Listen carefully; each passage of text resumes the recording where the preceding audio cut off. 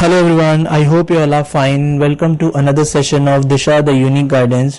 आपको पता है कि हमारी क्वेश्चन आंसर डिस्कशन की जो सीरीज चल रही है उसका पहला पार्ट हम कवर कर चुके हैं, जिसमें हमने सेंटेंस 5 तक हमने कवर कर लिया था।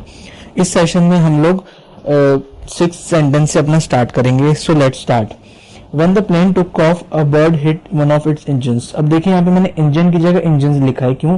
क्योंकि जो कॉन्सेप्ट मैंने आपको 4th सेंटेंस में समझाया था वही कॉन्सेप्ट यहाँ पर अप्लाई हो रहा है कि वन ऑफ द के बाद जो भी हम यूज करते हैं नाउन वो हमेशा प्लूरल सेंस में यूज करते हैं, तो इंजन की जगह इंजन आएगा। बट हमारा एरर सेंटेंस में यहाँ पर नहीं है, हमारा सेंटेंस एरर में यहाँ पे देखिए 2 वर्ड्स होते हैं, प्लेन और प्लेन।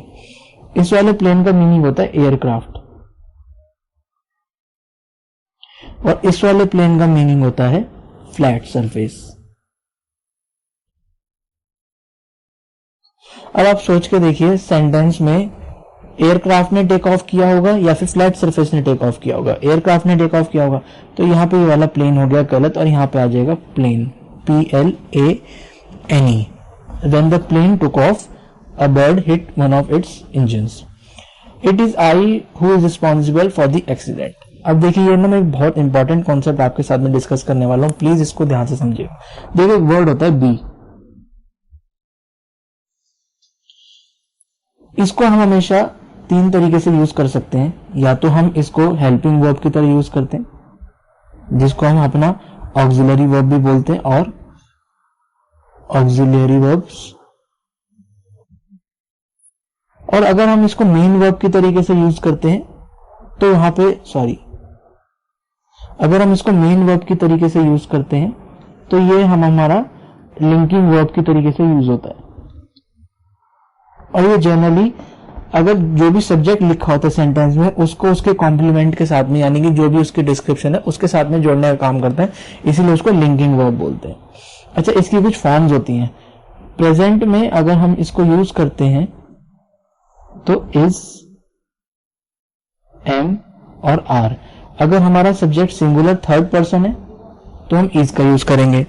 अगर हमारा सब्जेक्ट 2nd पर्सन जैसे कि यू या फिर प्लूरल है तो हम आर का यूज करते हैं।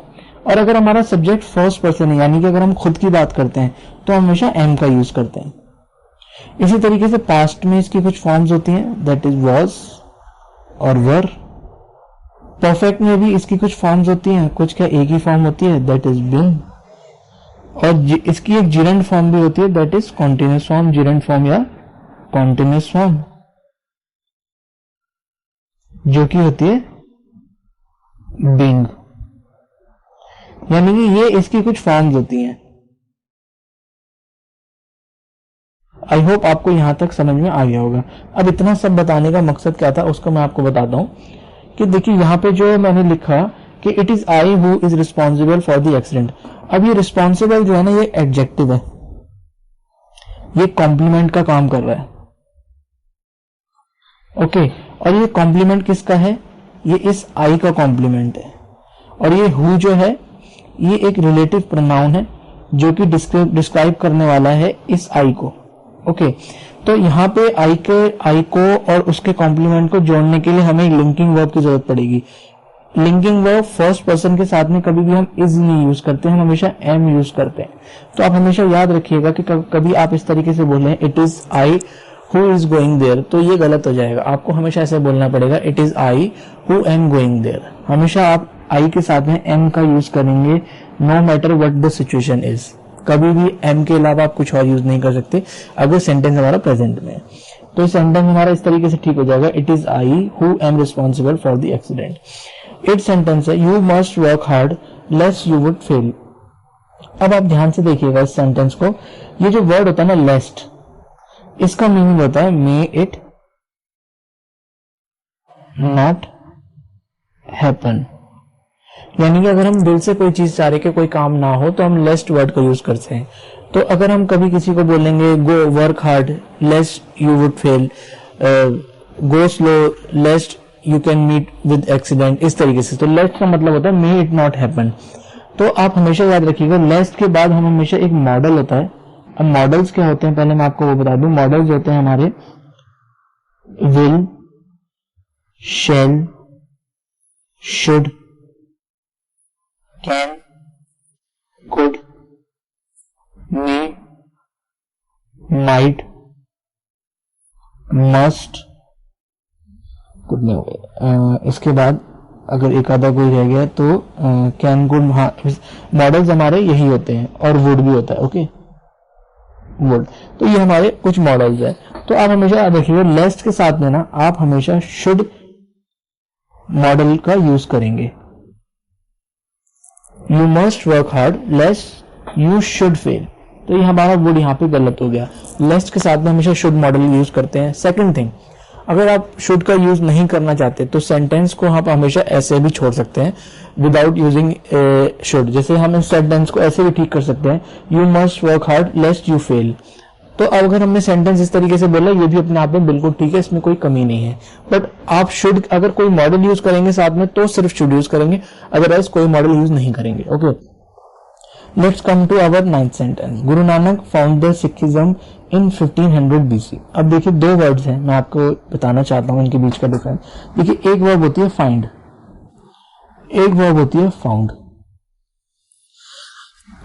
सॉरी, इसका तो मीनिंग होता है टू गेट समथिंग,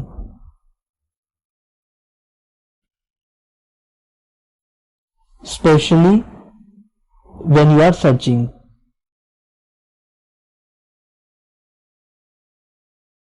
आप किसी चीज को ढूंढ रहे हैं और आपको कोई चीज मिल गई, दैट इज फाइंड। इस वाले फाउंड का मतलब होता है टू स्टैब्लिश,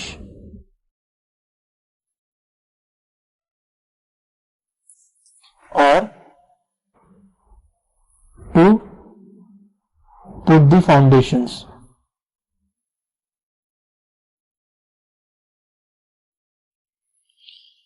ओके, अब ये वाला जो फाइंड है ना, इसको देखिए मैंने आपको पहले भी बताया, अभी भी बता रहा हूं कि हर वर्ब की फॉर्म्स होती हैं, first form, second form, third form, continuous form और उसका परफेक्ट फॉर्म जो मैं आपको बताता रहा हूं। तो इसकी जो फर्स्ट फॉर्म होती है, base form, that is find या फिर फाइंड्स।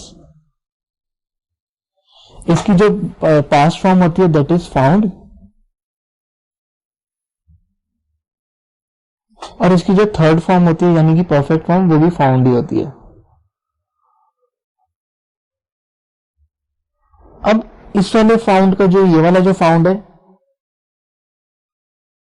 इसकी जो बेस फॉर्म होती है दैट इज फाउंड्स या फिर फाउंड।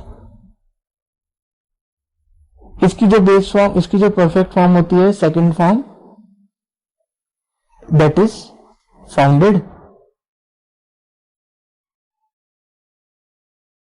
और इसकी जो थर्ड फॉर्म होती है that is also फाइंडेड, sorry founded. तो इसको आप हमेशा इस तरीके से याद रखिएगा कि आप इसको, इस वाले, इस फाउंड को और इस फाउंड के साथ में कंफ्यूज मत कीजिएगा। ये वाली जो है ये परफेक्ट फॉर्म, सॉरी ये जो है ये बेस फॉर्म है, ये जो है यहाँ पे सेकंड फॉर्म है। हमेशा याद रखिएगा डिफरेंस क्या है, सेंटेंस के मीनिंग पे डिपेंड करेगा। अब आते हैं वापस अपने सेंटेंस में। गुरु Nanak found the Sikhism in 1500 BC। अब क्या गुरु नानक पहले क्या सिखिज्म को कहीं ढूंढ रहे थे और उनको सिखिज्म कहीं मिल गया? ऐसा नहीं। यहाँ पे मतलब है कि Guru Nanak led the foundations of Sikhism in 1500 BC, यानी कि इसका मतलब है यहाँ पे गुरु नानक ने स्टैब्लिश किया सिखिज्म को 1500 BC में। यानी कि इसका मतलब ये वाला फाउंड जो है यहाँ पे ये बेस फॉर्म में हमने यूज कर दिया, वो तो हमारा गलत हो गया क्योंकि सब्जेक्ट हमारा पास्ट में, क्योंकि टाइम हमारा पास्ट का दिया हुआ है तो हमारा सेंटेंस भी पास्ट का। अगर सेंटेंस पास्ट का है तो वर्ब भी पास्ट में यूज होगी, तो ये फाउंड हमारी यहाँ पे गलत होगा, यहाँ पे आ जाएगा फाउंडेड। ओके, अब ये जो 10th और 11th सेंटेंस है ये मैं आपसे नेक्स्ट वीडियो में डिस्कस करूंगा, बिकॉज ये दोनों बहुत अच्छे कॉन्सेप्ट्स हैं और लंबे कॉन्सेप्ट्स हैं और इस वीडियो में नहीं कवर हो पाएंगे। सो मिलते हैं इसके थर्ड पार्ट में। Please do watch the second part, और इससे पहले जो मैंने कवर किया है फर्स्ट पार्ट उसको भी देखिएगा, and do watch the third part as well. So let's meet in the third session. Bye, take care.